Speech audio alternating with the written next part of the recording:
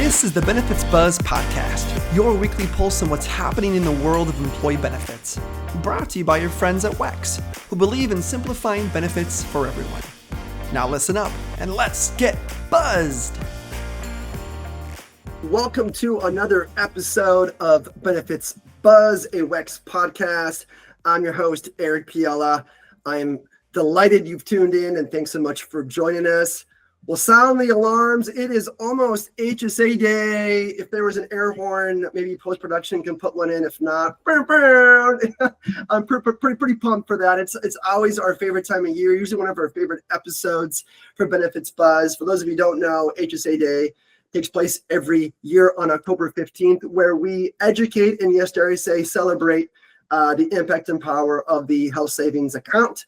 And this year is no different. We've got a fantastic episode lined up for you. This year, we're leaning into our theme, This Is How I HSA. So we're going to explore the 8 essential rules of health savings account. So whether you are a spender, whether you're a saver, whether you're an investor, and dare I say, gosh, maybe you're just a little cautious about how to use this HSA that you've got, that's okay. We're going to break it down how everyone can make the most out of their HSA. We've got the tips. We've got some strategies. We've got some real life examples about how you can take control of your health and your finances. And to guide us in this conversation, we have a fantastic guest. His name is Steve Jackson. He is the SVP of Sales at HSA Store. Steve, welcome to Benefits Buzz. Thank you, Eric. It's just a pleasure to be here. Yeah, I'm not sure there's anyone more qualified to talk about HSAs than an SVP at a company called HSA Store. So we're delighted to have you on the podcast, Steve. Thank you, Eric. I appreciate it. Yes, I would say that we have a certain level of passion that is very strong for HSAs. So I'm just happy to participate and hopefully lend just some really good education and information here for our viewers. I love it. Well, we're going to exploit that passion, Steve, and it's going to be infectious, I think, to those listeners who are curious and want to learn more about HSAs. So I'm going to hit you with the lob ball. Before we dive into those 8 essential rules, let's just set up the scene here. Maybe tell us why HSAs are so stinking valuable and why is now a great time to talk about them. Yeah. Well, thanks, Eric. And you're right.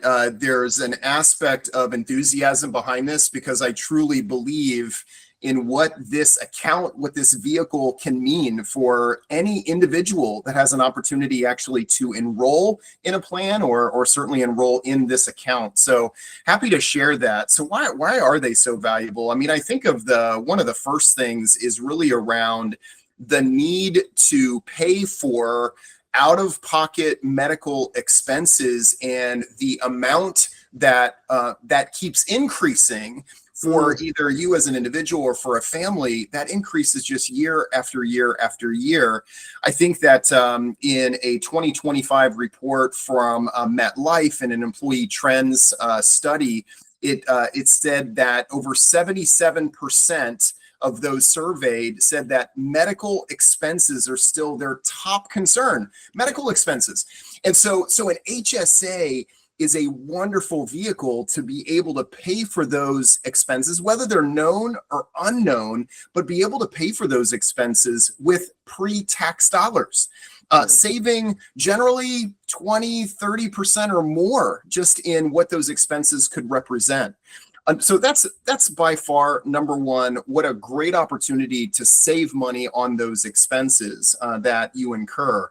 Secondly is the flexibility. There's a lot of rigidness sometimes with employee benefits. Do this, then you get this. Do this, you get this. With HSAs, yeah, there's certainly a little bit of that. But there's a lot of flexibility with an HSA, and it concerns whether it's contributions, whether it's talking about rollovers from year to year and so forth. And I'll get into some of those things. But I would say that flexibility of these accounts is paramount, but also the ability to pay for these known expenses too is really a big deal. In today's podcast here, I want to mention a little bit about some of these personas. So I'll just kind of touch on it here just right now. You've got a spender. When I think about flexibility of a spender, this is someone who is in their season of life where they need to actually kind of spend, dollars as maybe you're making those contributions. And so having that flexibility though for a spender is really critical to them, being able to not only contribute, but access those funds when they need it. Then you've got savers. The flexibility of an HSA is that, hey, you don't have to spend it here right now. This could be something that you could use for some future expenses, here down the road. Then you have investors, right? These are folks that they see the value of a much longer term view of these accounts. They're thinking maybe retirement. This is long time down the road, or maybe it's short term, but they're really eyeing for the future and their future needs. And again, an HSA accommodates, that particular type of persona. And then I think we have kind of the last one, right? Which a persona, which is around a cautious individual, right? Maybe they're a non-funder right now for various reasons. I think, in fact, a lot of those that are really cautious about it just needs to learn more, about these accounts. And so as we walk through these 8, today, I think we'll be able to really decipher how valuable it is, even for that cautious individual, and how they could actually really utilize it and maximize it based on their needs. Yeah, it's fantastic. I'm hearing, right, medical expenses aren't going away. In fact, they're going up. HSA is something that provides you the ability to plan, right, for those expenses. There's savings, tax savings that we'll talk about, and the flexibility. You talked about those personas, and we're going to go back to there. So hopefully, if you're a listener, you're like, maybe I fall into one of those 4 categories, right? I've actually been in a couple of those categories throughout my relationship with my health savings account, right? They can evolve over time, but we're going to use those so you can imagine yourself with each of these rules. So let's do that. Rule number 1 is eligibility. One of the most important things. We can't keep going unless we understand who is eligible to open a health savings account. So let's start with that one, Steve. Yeah. All right. So this is, I told you originally, kind of there's some rigid requirements that may be out there. Well, this is a requirement, right?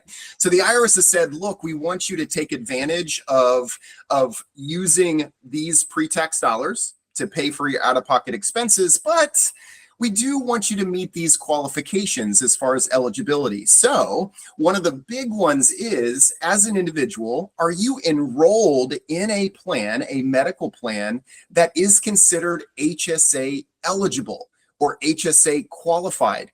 And that's usually called a qualified high deductible health plan. However, in the recent big beautiful bill, right, it has actually opened up 2 more types of accounts as part of the ACA plans, that if you're in a bronze plan or a catastrophic plan, that starting in January of 26, that individual would also be able to be eligible for an HSA that had not been there before. So that's a huge win for those specific enrollees in those plans. But the general rule of thumb is that you do need to look at the plan that you're enrolling in, or identify that plan that would be eligible. Now, one thing that is also affecting eligibility, so it's plan enrollment.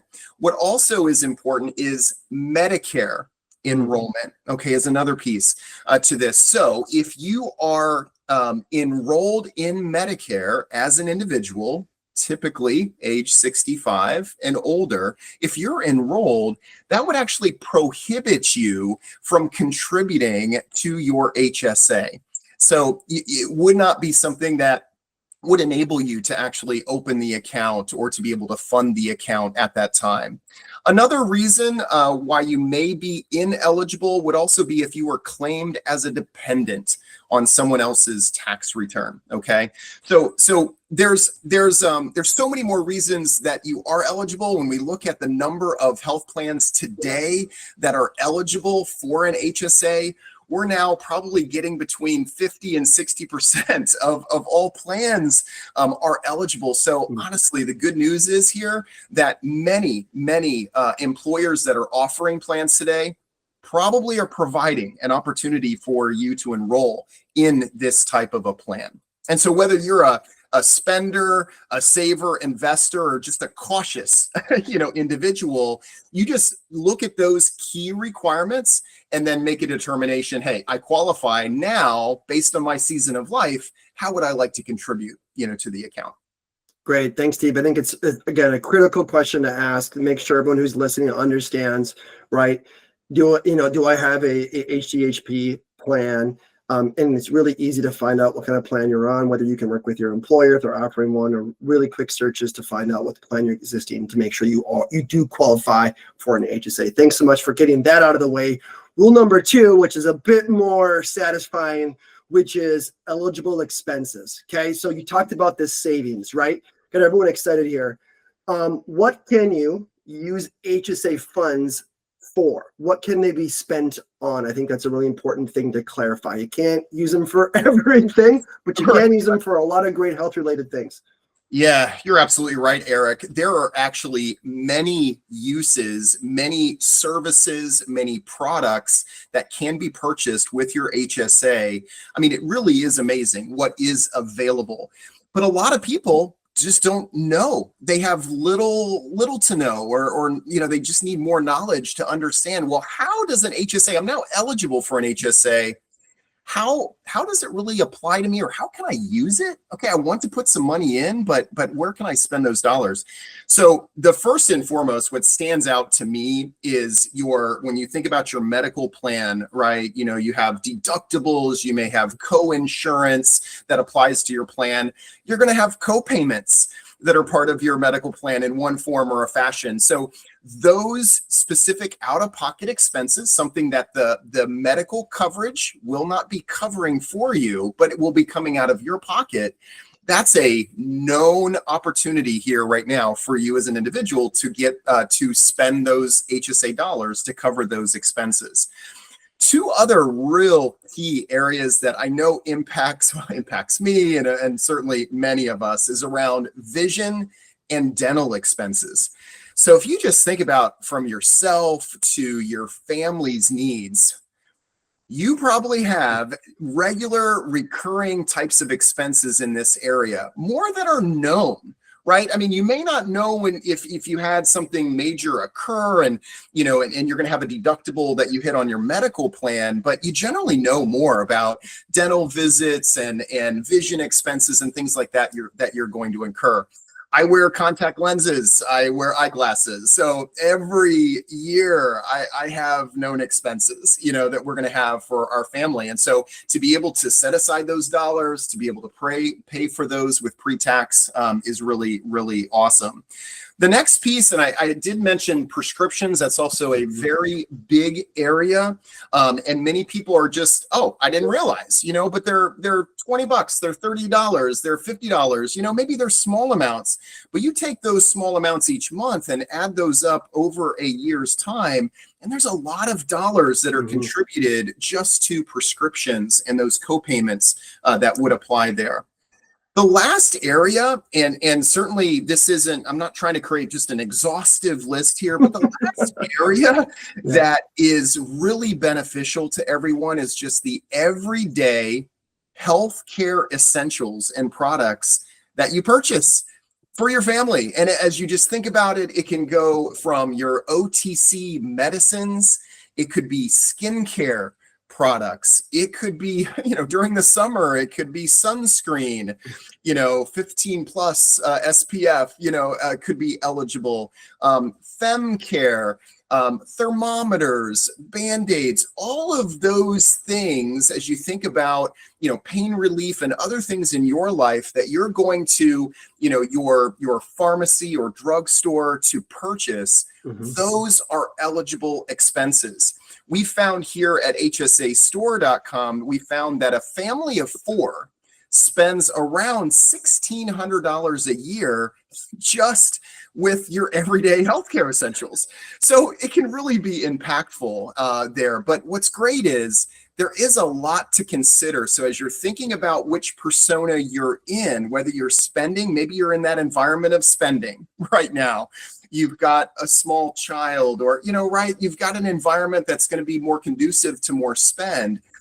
just know that there are a lot of great opportunities in just your regular spending habits that will enable you to save money utilizing an HSA balance or spend.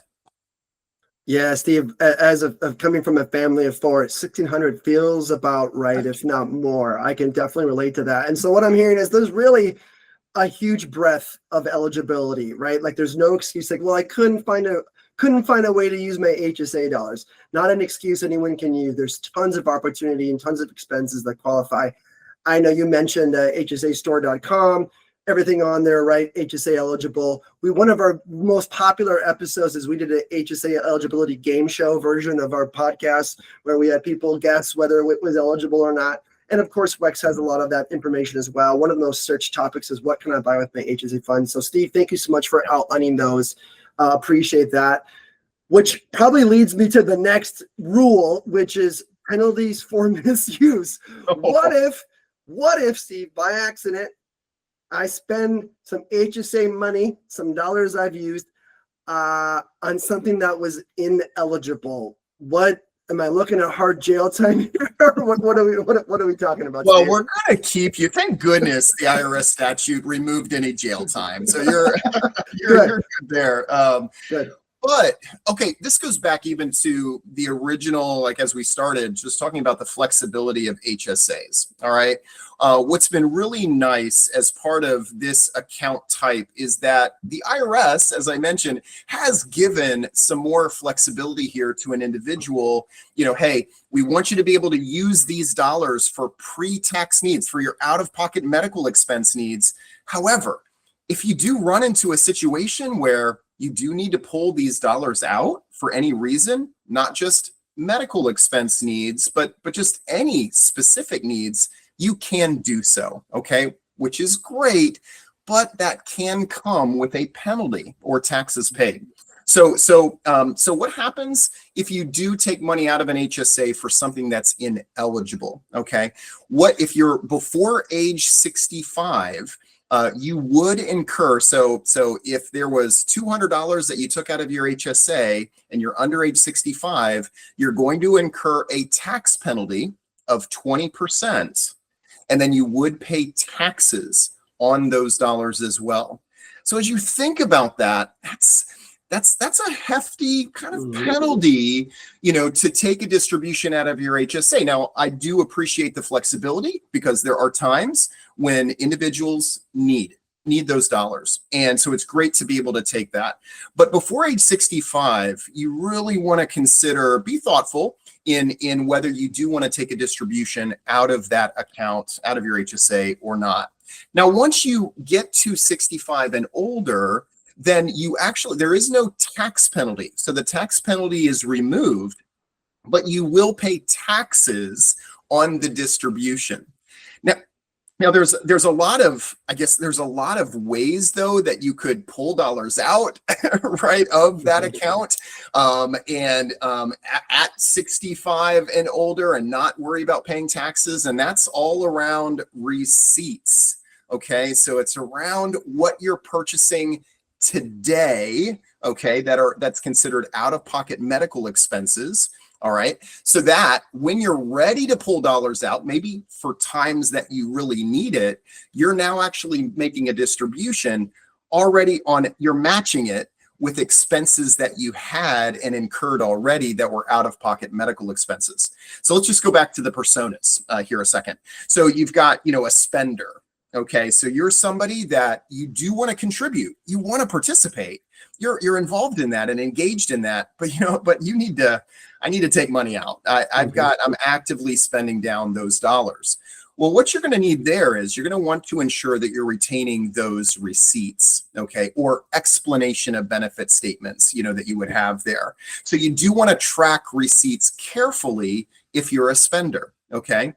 Next, if you're a saver, you're rarely affected by kind of minimal spending, that you may have throughout a year.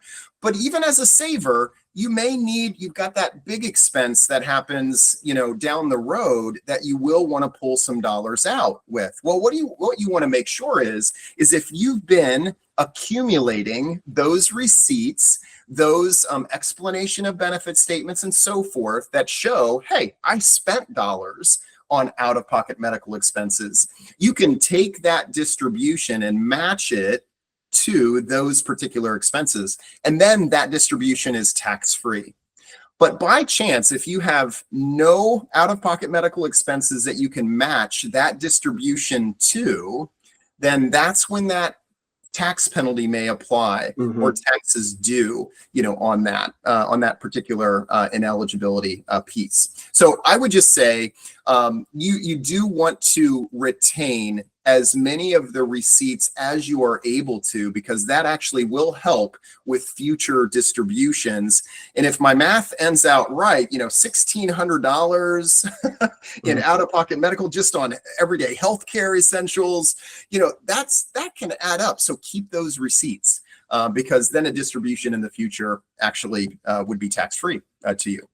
That's good. I think one of the things, if I'm listening and I'm just getting acquainted with HSAs, I get it. Like receipts, I got to track all my receipts. And, lucky there are a lot of technologies that are making that process. For example, you have a benefits card that you can use your HSA dollars and it works for HSA eligible products, right? To alleviate some of that. But it's always good to keep those receipts. There are some good things that are happening in this space to make sure it's not quite as cumbersome, but really good tips, Steve, for sure. And hopefully those who are a little cautious with their HSA are hoping that the receipt tracking isn't something that prevents you from using, but it's certainly a reality, right? Not everything is rainbows and sunshine. So there are obviously criteria that we need to make sure that we keep in mind. Yeah, Eric, this is a very good point. The technology has gone so far here, and I started saving my receipts in literally a filing cabinet, right? Whereas now there's so many digital shoe boxes or ways for you to be able to put those in digitally, which is a game changer. So certainly a great way to save your receipts. Absolutely. And we're hoping AI does its magic in this space as well and can make our lives all easier, which I know is coming. So that's for sure. All right. Rule 4. Rule 4 is contribution limits, Steve. This sounds great, right? But obviously there is a cap to how much dollars we can put in our HSA kitty each year. So how much can someone contribute each year, and does that change from year to year? Yeah, great. So the IRS sets annual limits to how much you can contribute to an HSA. And what they've done is they've said, well, if you are just an employee only or have employee only coverage or single coverage on your medical plan, then you can contribute a certain amount. Okay. And then if you have other coverage, so employee plus one or more or family coverage, then you would be able to contribute this amount. And they do change those on an annual basis, which is a good thing because, right, inflation is impacting all of our lives. And so to be able to have those changes kind of flow along with inflation rate increases is really a nice thing.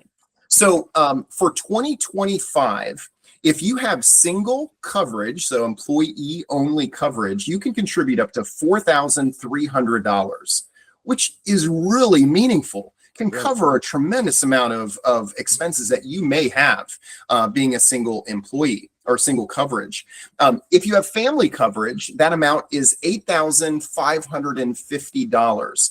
So they almost double. It's not quite a science, but it's right around a double. So what the single rate is and the family rate as far as contribution limits is almost a double. And if you are 55 and older, you can contribute another $1,000 to that limit, which is great. So those that are, getting closer to retirement, it just enables them to pack or push, put more dollars aside in these accounts that are extremely helpful, for them and will be in retirement. Now, they have announced the limits for 2026. So I do want to just mention for calendar year 2026, just to throw it out there.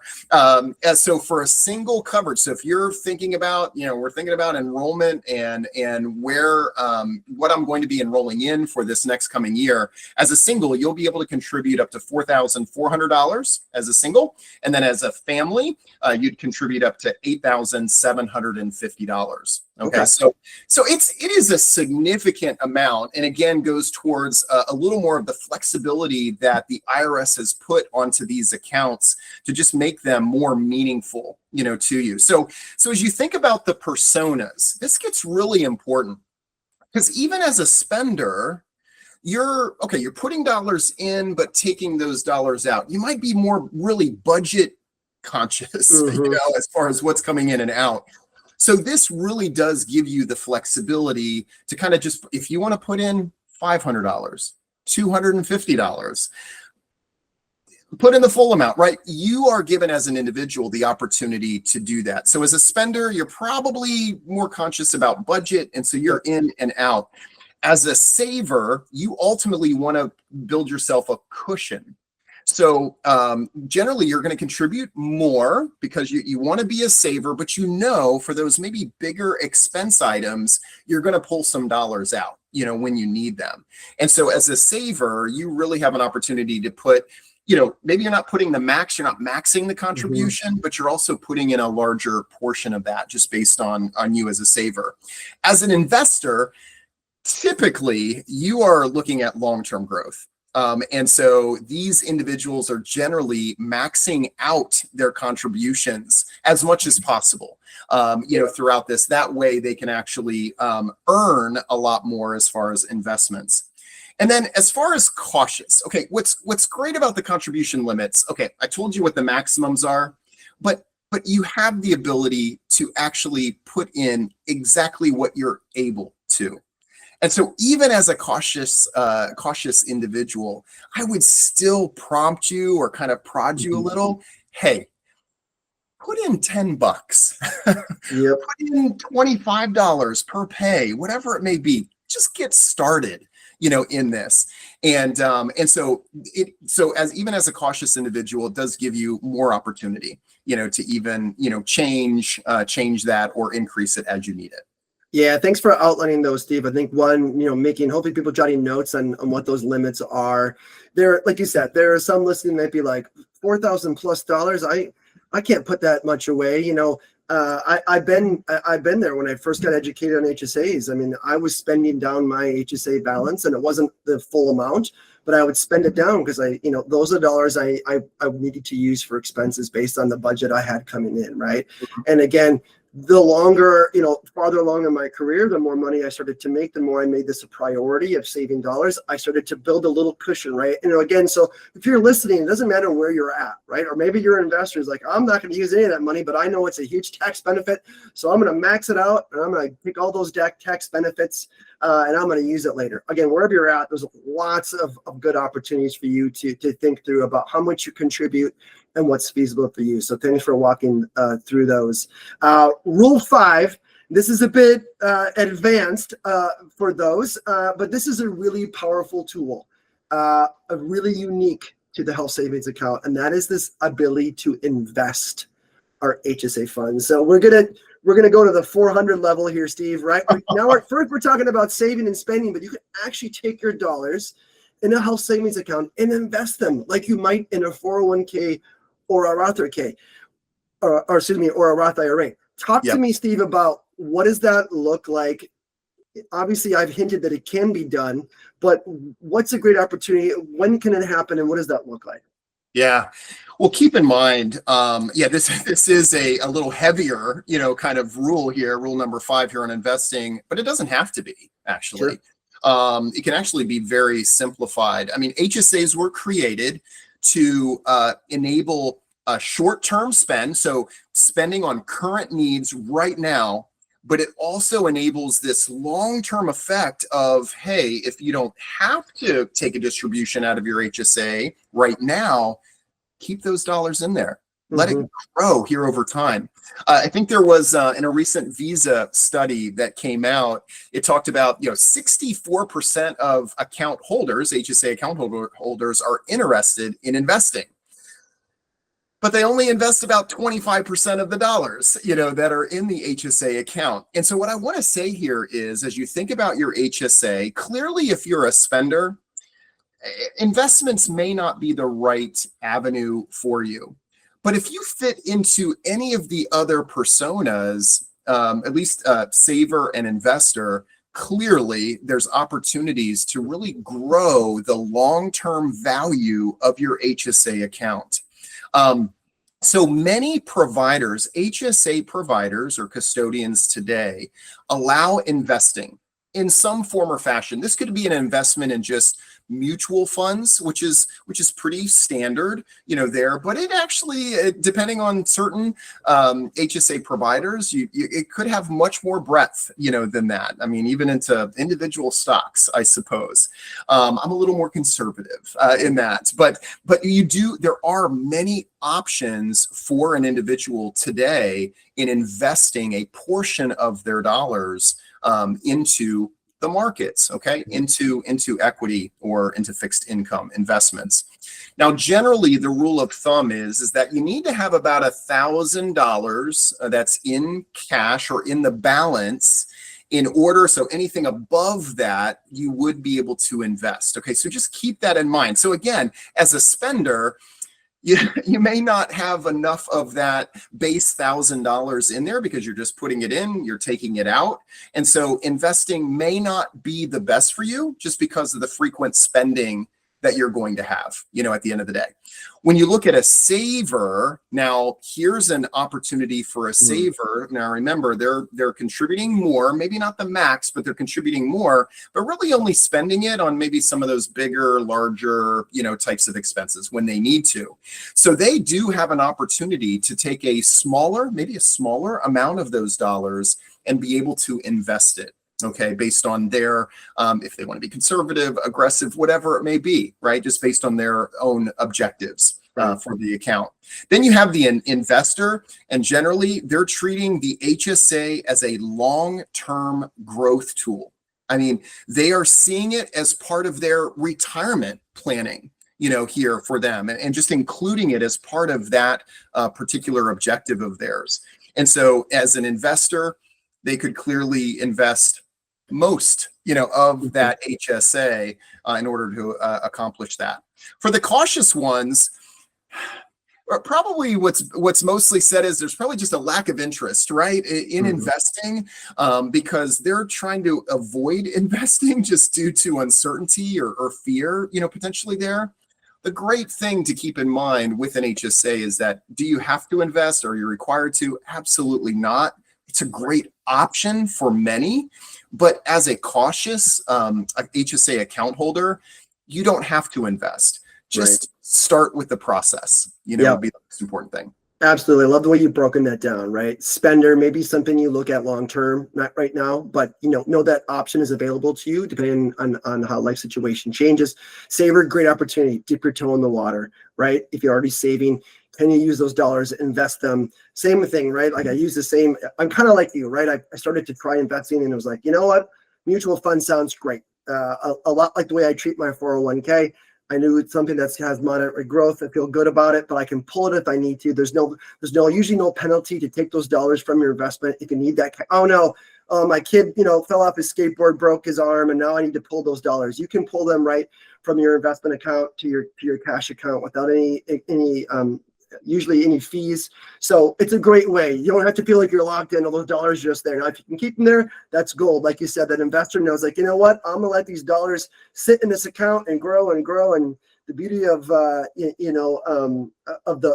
stock market's gonna do its magic here. And so I think that's great for those who are listening. And I love the way you closed it. Guess what? You don't have to use this, but this is there if you want to. So don't let it be intimidating to you, right? Educate yourself and know if it's the right thing for you. Rule 6, Steve, we're making good progress here. Rule 6, this is when we have to hit on. There's just so much confusion. We just love to do this, and specifically it's around comparing a health savings account to a flexible spending account, which is an FSA. And everyone knows with an FSA, those are dollars you get for the year, and then poof, on December 31st, they disappear, right? And they're gone. And if you don't use them, you lose them. Well, that is not the case for an HSA. So talk to me about HSA funds.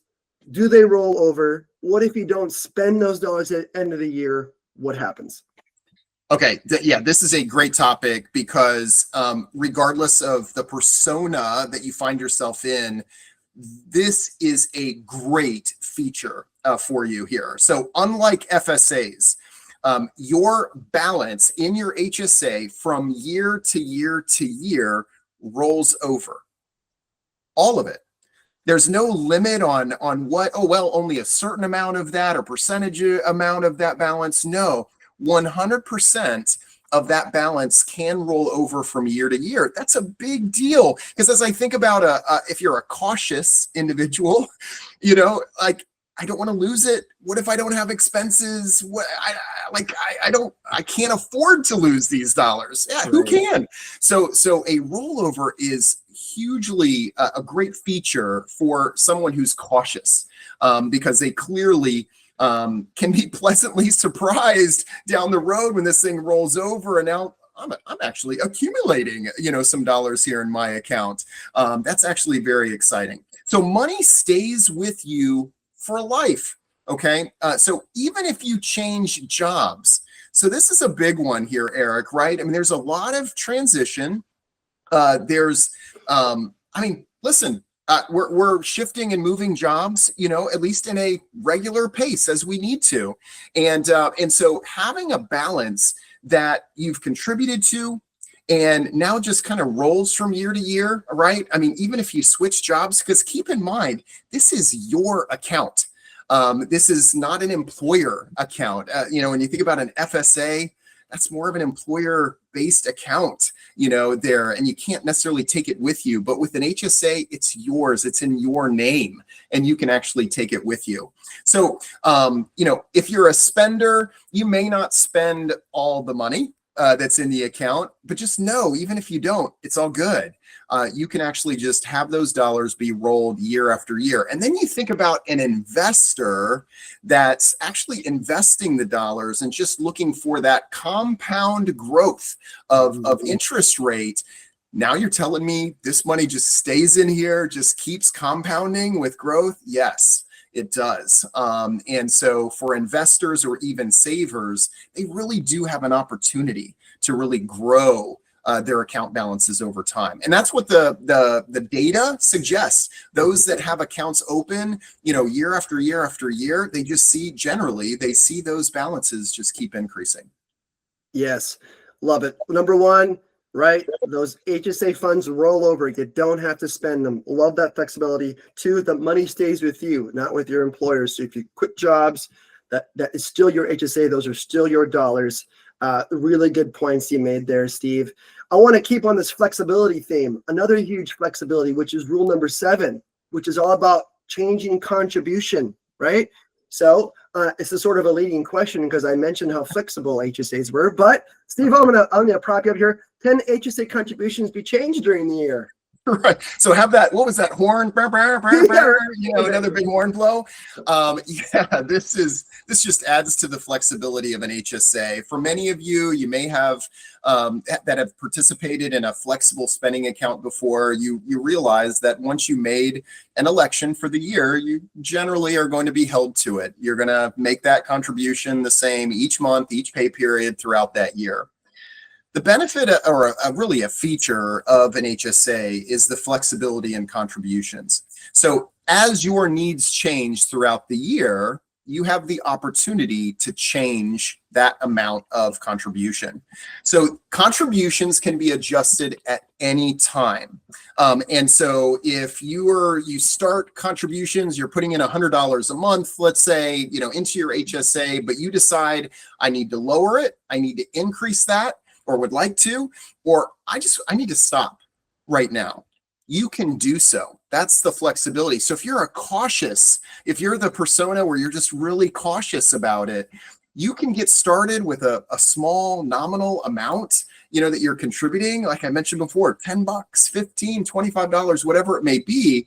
But if you decide at some point, it's too much, or it's not for me. I don't know, whatever it may be, you have the ability to actually stop it or increase it or decrease it. It really is, it's a lifesaver, just with folks that have ever-changing needs, budget needs, and a family, to really enable them to contribute more or less based on their situation. Now, I'd always give the greatest thing here is the more, right? The more you can contribute, because it rolls over, you don't lose it. The more you can contribute, certainly the better. But what's really great here is that an HSA can really just fit your needs. And that's through this contribution flexibility that you enjoy.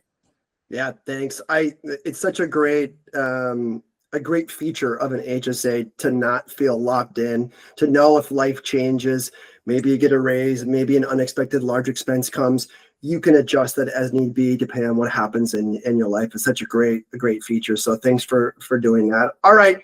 Our last rule is rule number 8. And we kind of touched on this a little bit already, Steve, because it's popped up in one of our previous rules. But in case those who maybe we're jumping around in this episode based on some of the topics they saw, rule 8 is around record keeping. And maybe it's good we're covering this again because it is a really important part of the health savings account. But I'm going to lob you up a question again. Do HSA users need to keep receipts? And if you were listening earlier, you should know the answer to this question. But hit him with the answer, Steve. Yeah, sorry, I did give it away here not too long ago. But the answer is yes, you are required to keep receipts. Now, the IRS doesn't track spending, per se, right? You're just annual spending and what you have.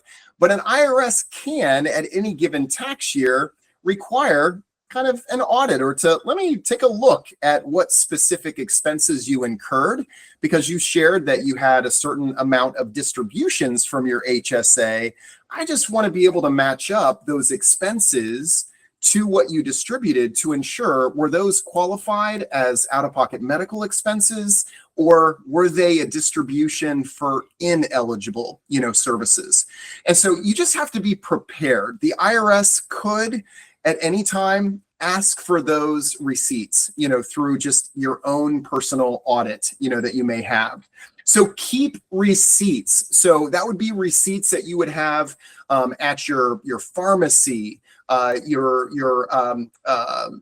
your like your Walgreens and CVS's of the world, your drugstores that you would have, or big brick and mortar, retailers that would be there. Keep those receipts, keep them handy, put them into a digital, shoebox, so you have them there whenever you need to access them, at any time. You also want to keep your explanation of benefit statements. So certainly if you are seeing a medical provider of some sort, they're going to provide a statement of just the services that were rendered, right, that you incurred. Keep that explanation of benefit statement is gold, and you want to store that also in that digital environment if you have that ability. Ultimately, you want to be able to provide proof of payment, for the services that were incurred. So whether you are a spender all the way to, from saver, investor, you're very cautious. Each and every time you want to ensure that you keep that receipt. One other key thing, okay, there's a good thing, here with keeping receipts, because you may be that saver or investor that you're not taking a lot of those distributions today. You want to save them for retirement down the road. By retaining as many of those receipts as you can through the life of your HSA account, that will enable you to pull so many more dollars out of your HSA on a tax-free basis.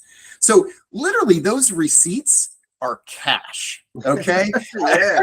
They are, because the more you keep, the dollars add up over time. And then, I've given this example just as anecdotal, but if I've saved up $20,000 worth of expenses over my lifetime, and after age 65, I want to buy a boat for 25 grand. I don't know if you can do that, but buying a boat, I could actually pull money out of my HSA tax-free, because I can match those that distribution with the expenses that I've incurred. So I'm not saying to do that. Okay. But those receipts truly can be cash to you down the road. That's great. What a fantastic spin on you have to keep receipts, Steve. You managed to make it into a great thing. I love that. Thank you so much for your perspective. That sums up our 8 primary rules. There's a lot more things around HSAs that we could have covered. We boil it down to, I think, the most impactful 8. It's just HSA day season. So if you want to keep learning about HSAs, we recommend you do so. There's tons of information on our HSA day page, as well as I know Healthy Commerce HSA Store has lots of information as well, where you can get educated on all the specifics around your health savings account. Thank you so much, Steve, for being a guest. We really, really appreciate you coming on. Loved your perspective. I love just giving real, clear, actionable advice to whether you're a spender, a saver, an investor, or if you're just learning about HSAs for the first time. We appreciate you tuning in.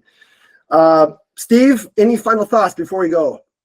Well, listen, I hope what we were able to share here is that HSAs are a very flexible tool and an opportunity for regardless of your persona, where you are in your life, you have an opportunity to utilize an HSA, and just follow these 8 rules. Yep. I mean, it sounds like a lot, but it's really not. There's not a lot here, but it really would enable you to maximize your flexibility and certainly the tax benefits and the long-term growth that you can realize here through an HSA. So I hope everyone can get as passionate as I am, and you are, Eric, about health savings accounts, because they are very unique, pretty awesome tools. Yeah, hopefully our excitement has rubbed off on our listeners today. Thank you so much. HSAs really are for everyone. And again, hopefully you found yourself or identified with some of those examples that Steve outlined today. Thank you so much for tuning in. We really appreciate our listeners. If you haven't, be sure to subscribe to Benefits Buzz. Leave us a review as well if you can. It's one of the most popular ways we get discovered. So thanks so much for tuning in, and we will see you next episode.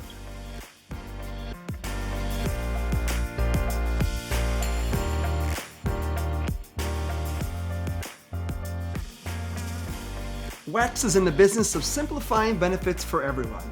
Now, although we certainly hope our podcast sparks some aha moments, like that was pretty cool, but of course we cannot provide legal, investment, or financial advice. And, well, therefore, nothing shared in this podcast should be interpreted as such.